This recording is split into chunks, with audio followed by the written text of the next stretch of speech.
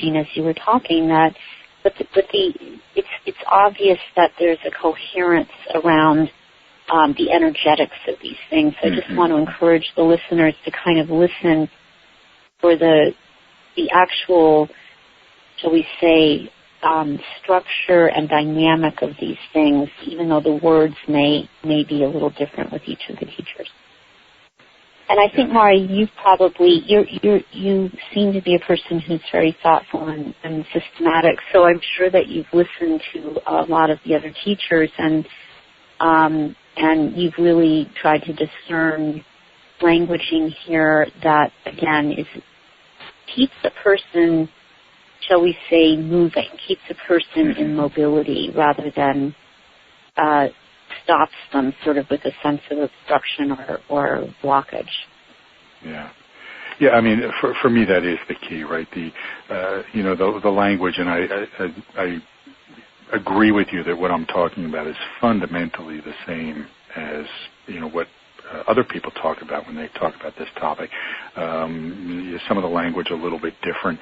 And I think that's a good thing, right? I mean, I think that it's good for us to focus on the issue, right? I mean, this is the problem with language, right? Whenever we put language onto something, we limit it. And if we can kind of come at it with, from just slightly different angles, I think it enriches our understanding of it. So it's a huge mistake to say, no, it's not this word, it's that word.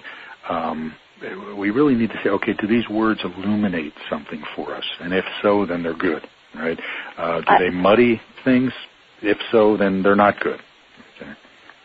I love what you just said, and I felt that. As a student myself, I was listening, both as a teacher and a student, to what you were saying, and I was feeling exactly what you said, how the language that you've picked enriches our understanding of the particular dynamic. And, Russ's language enriches it, and so-and-so's language enriches it. And I think that is one of the things that the Enneagram is ultimately showing us, is that there are different facets to these things, but they're all speaking to an underlying dynamic, and I think that's what you're trying to get to with those core qualities.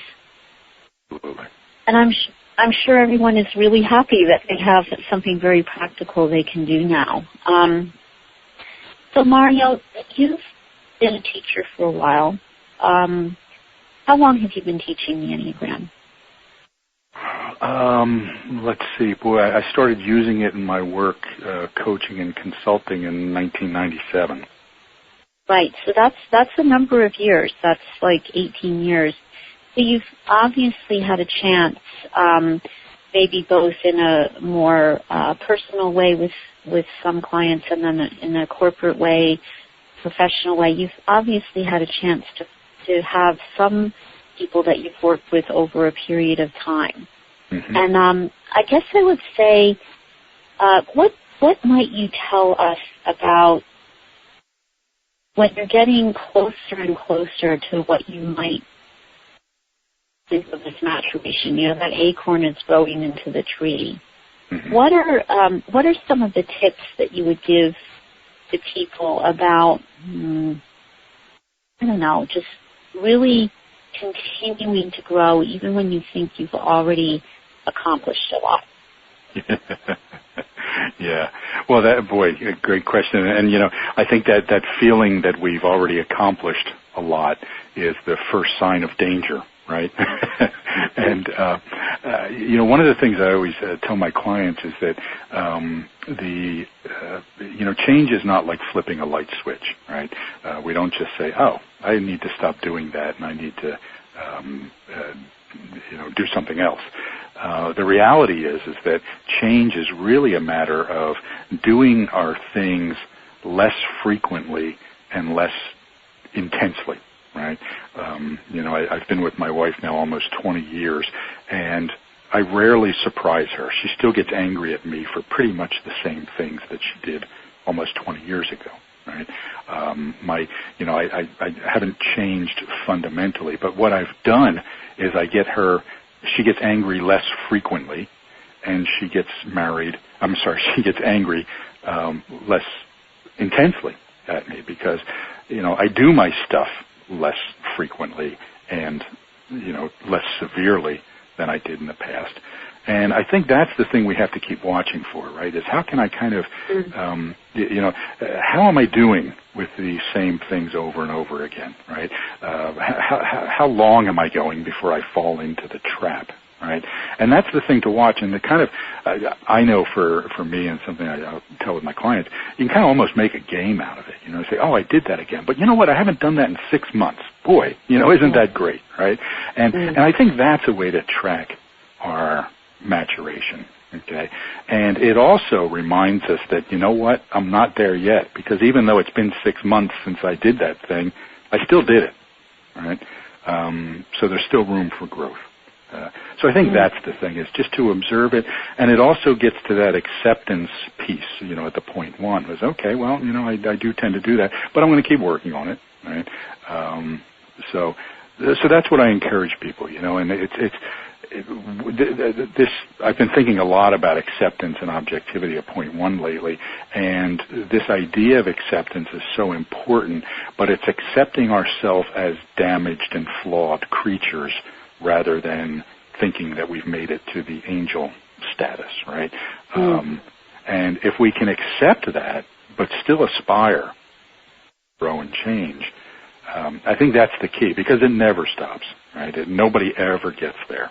We just have to keep getting closer and closer. Yes, and maybe even when we get there, there's more. Yeah, absolutely.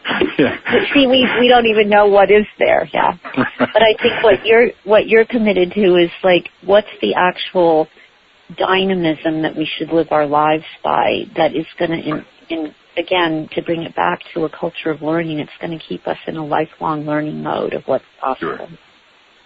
And, and again, to your point of getting there and then going somewhere else, the reality is that we've been there all along, right?